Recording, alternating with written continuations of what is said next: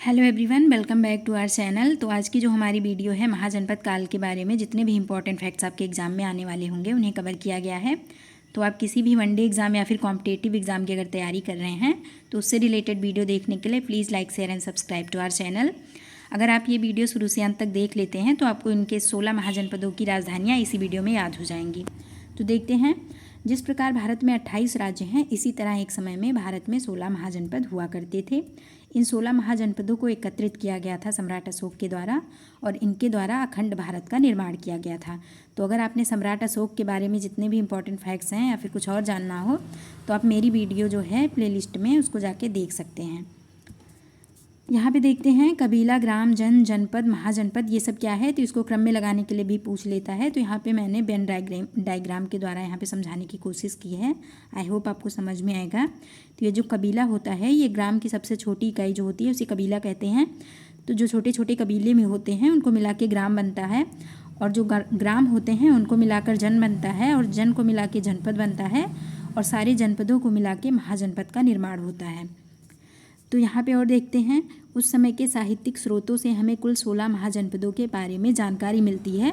तो पूछ लेता है किस स्रोत से पता चलता है कि 16 महाजनपद हैं या फिर इसकी जानकारी कैसे प्राप्त होती है।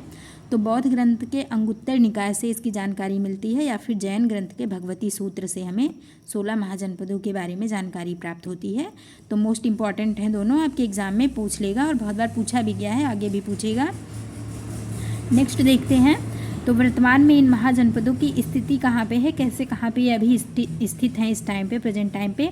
तो उत्तर प्रदेश में 8 महाजनपद हैं, बिहार में 3 महाजनपद हैं, राजस्थान में 1, मध्य प्रदेश में 1, दक्षिण भारत में 1 महाजनपद और भारत के बाहर 2 महाजनपद हैं। जो पहले भारत था जब वो मतलब पाकिस्तान अफ़गानिस्तान सब एक में ही था तो उस टाइम पे 16 महाजनपद थे, लेकिन अभी प्रेजेंट टाइम पे भारत के बाहर जो पाकिस्तान में 1 महाजनपद है और अफ़गानिस्तान में है तो ये दोनों भारत के बाहर हो गए हैं।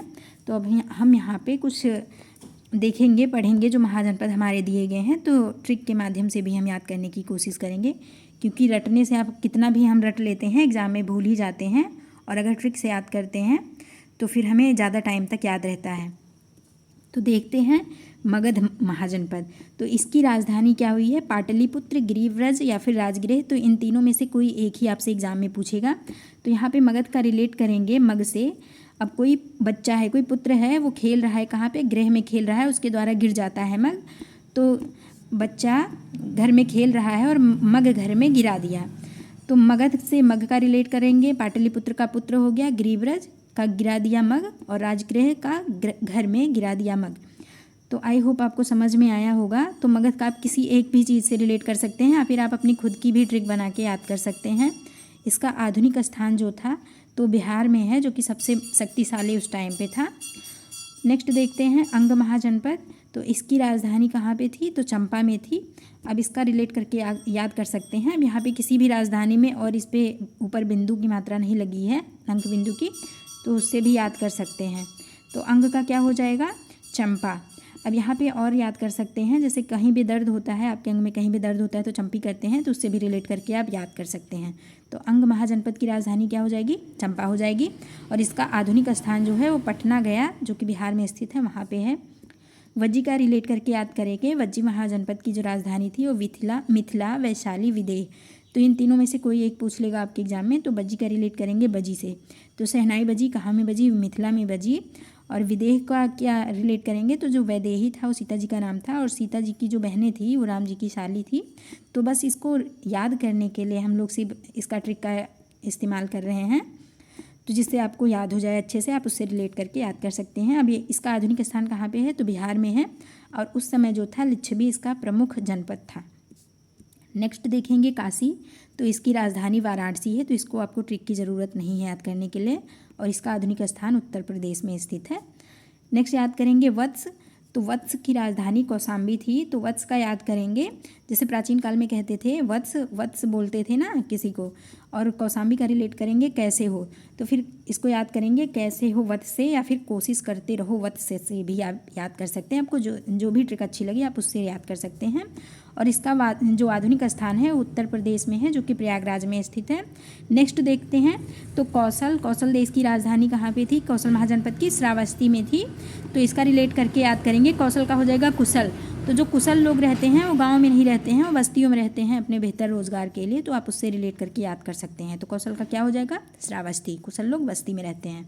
और इसका जो आधुनिक स्थान है उत्तर प्रदेश में है, जो कि अयोध्या के आसपास का क्षेत्र था, वो माना जाता है। जो मल्ल महाजनपद था उसकी राजधानी कुशीनगर या फिर कुशावती था। तो मल्ल युद्ध था उसे कुश्ती के नाम से भी जाना जाता था। तो फिर आप इससे भी रिलेट करके याद कर सकते हैं मल्ल युद्ध का कुश्ती या फिर कुशीनगर। और कुशीनगर का और एक जो महत्वपूर्ण प्रश्न आपसे पूछ लेता है कि महापरिनिर्वाण यहाँ पे किसका प्राप्त हुआ था, तो आप कमेंट करके बताएंगे कि यहाँ पे कुशीनगर में किसको महापरिनिर्वाण प्राप्त हुआ था। और इसका आधुनिक स्थान जो था वो उत्तर प्रदेश देवरिया, जो कि गोरखपुर में स्थित है, वहाँ पे ये आधुनिक स्थान है। नेक्स्ट देखते हैं महाजनपद तो है वो पांचाल। अब पांचाल की राजधानी है काम्पिल या फिर अहिछत्र।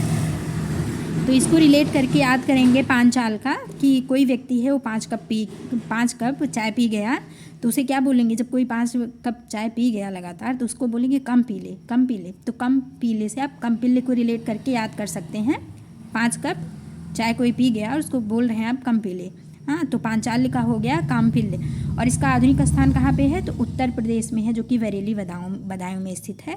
नेक्स्ट देखते हैं चेदी। तो चेदी की राजधानी होगा शक्तिमती। तो अगर आपको कहीं पे चेदी का रिलेट करेंगे छेद से, कहीं आपको छेद करना है तो किसकी ज़रूरत होगी? शक्ति की ज़रूरत होगी, ठीक है।